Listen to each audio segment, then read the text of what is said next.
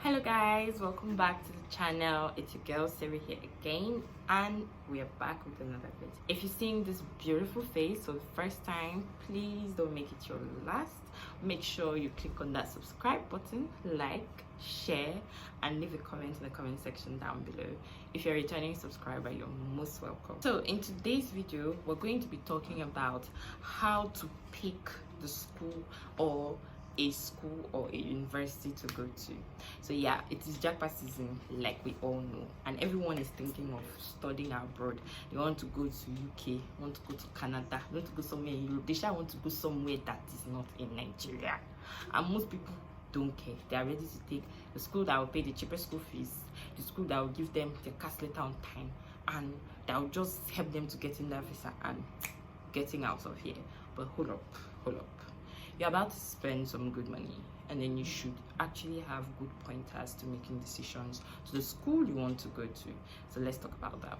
So the very first thing I would say is congratulations. You're thinking of taking the next step in your education or career, depends on the type of course you're going for. So most persons are trying to travel now are trying to go for a postgraduate course, but it applies as well if you're going for an undergraduate course. So you're thinking there's so many schools, over 100 universities in the UK, for example, but I'm sure this applies to like Canada, US, and whichever other part of Europe. But like you're thinking there's so many schools, like which one will I pick? In my case, I went to school in the UK, so I'll give you specific advice for the UK, but like I said, you can apply it in theory to all these other places you're considering as well.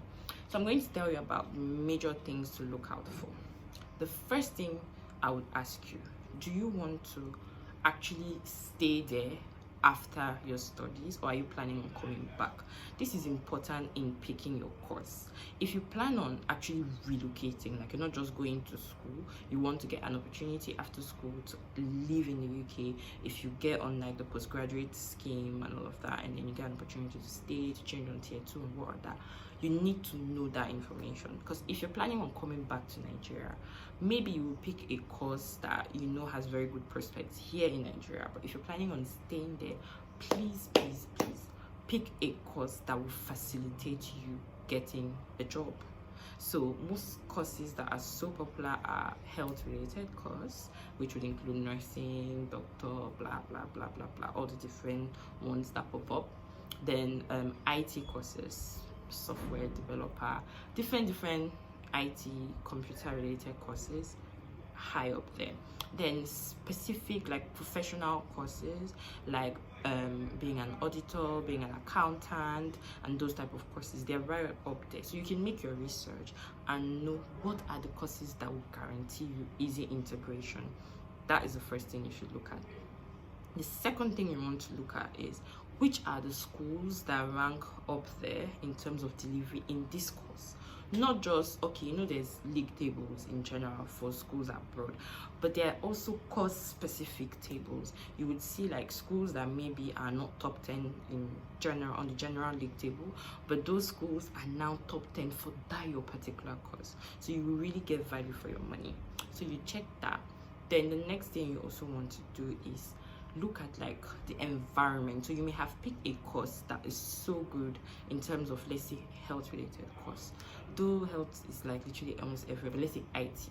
Then you now pick it to go and study it in a school that, number one, is not so good at that course. Number two, it's such a small town, you have very little opportunities in IT. Yeah, you may still decide to get opportunities outside of there, but if you were to go in like a bigger city where it's so much easier to get even opportunities for placement, like these are like opportunities you have while you're still in school to have work experience to facilitate your integration after work. So I would advise you to check those three things. Number one, are you planning on staying there? Number two, what type of course? And then the type of school according to how it is on the league table for that course, and location of that place.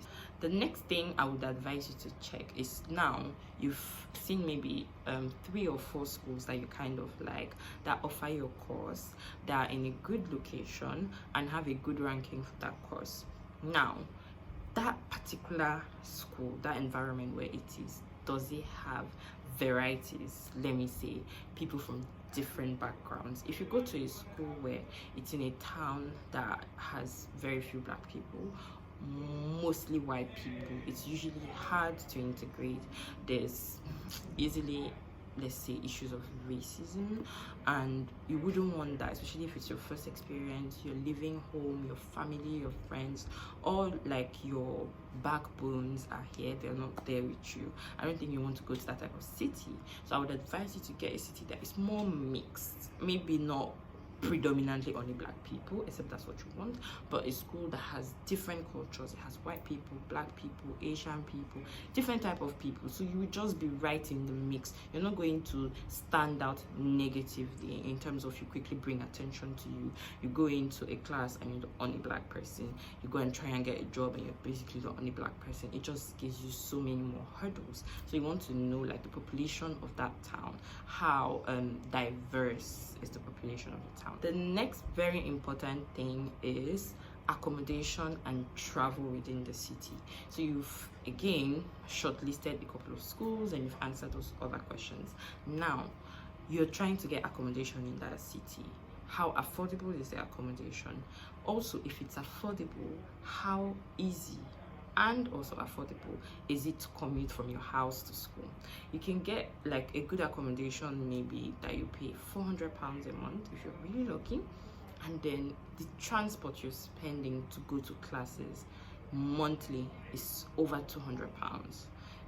Really, you've not saved in accommodation, because you could have paid maybe £500 and live in a more central location where you can easily walk to school and basically spend almost nothing on transport, or spend a bare minimum like £1, or hop on like the school's shuttle, because a lot of schools have like shuttle services that are like free buses, but they only stay within the center, like within the city center where the school is located. Like it doesn't go in the outskirts.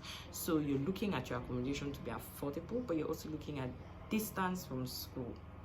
How is this important in picking a school? You can't just pick a school, then you now get there and you start like, oh my god, I wish I had like cheaper accommodation. No, you could have taken that in consideration when looking for a school. So if you've shortlisted, let's say 3 or 4 schools, and among those schools there's one that is in a perfect location, it's easy to get accommodation within the city center, and that answers all those other things, you're on the right track. The next one I will talk about is career opportunities.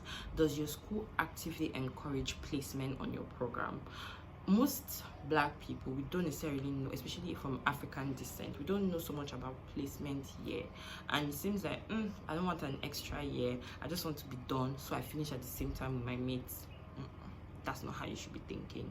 If you have a placement year, it literally gives you a whole year, even sometimes it's 6 months, sometimes even 3 months, but it gives you active work experience in what you are studying.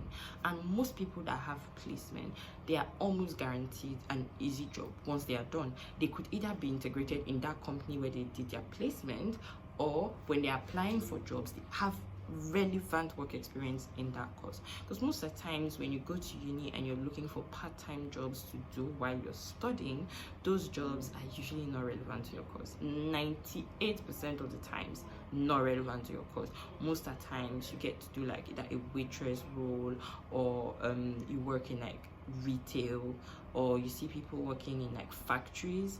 Those are like the very common roles, but you barely get people that actually have jobs in like actual offices that relate to what they are studying.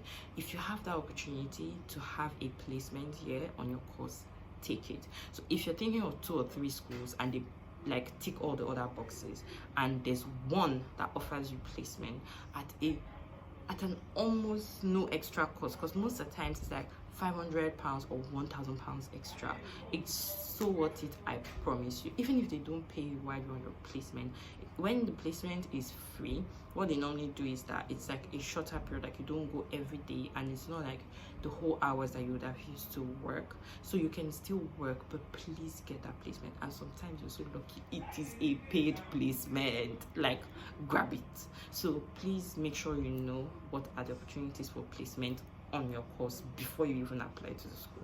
If the information is not basically available on the school's website.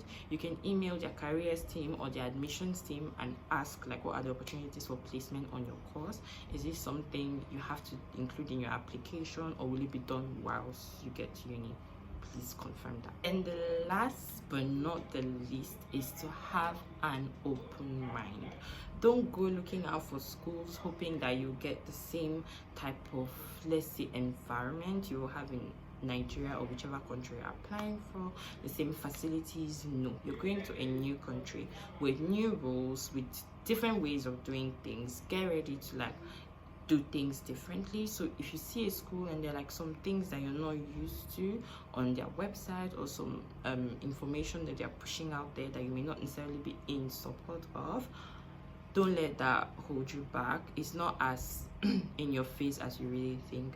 There's a lot of, you know, it's modern world, it's developed environment. There are a lot of things they put out there, especially in terms of LGBTQ and different other things that may not be like our culture back home. Don't let that stop you. In as much as the school fulfills the other major points, you really don't have to be involved in anything you're not interested in. But if it fits what you're looking for, still take it. But yeah, so I wish you all the best in your process of application. I hope it goes so well, and I hope this information is useful. It's basically what I followed, and I had a great time. Not only did I enjoy my uni where I went to, but I did both my undergrads and my master's in the same uni. My uni was basically located like less than 30 minutes from London. So what that meant is I could easily be in and out of London and nearby towns, but still not go through the London stress. So I literally had a great time at uni, made loads of friends, even met my husband, made loads of friends, like I said, got good work experience, came out with good grades and good degree. And yeah, I was very much happy to have gotten what I basically, even more than what I wished for. So yeah, hope to hear about your stories, and I wish you all the best. Good luck, and see you in my next video. Bye.